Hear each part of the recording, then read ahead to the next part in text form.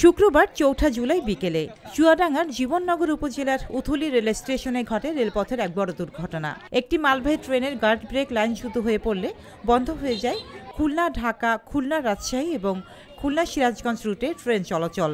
একে একে আটকে গেছে দেশের প্রধান রেল যোগাযোগ ব্যবস্থা।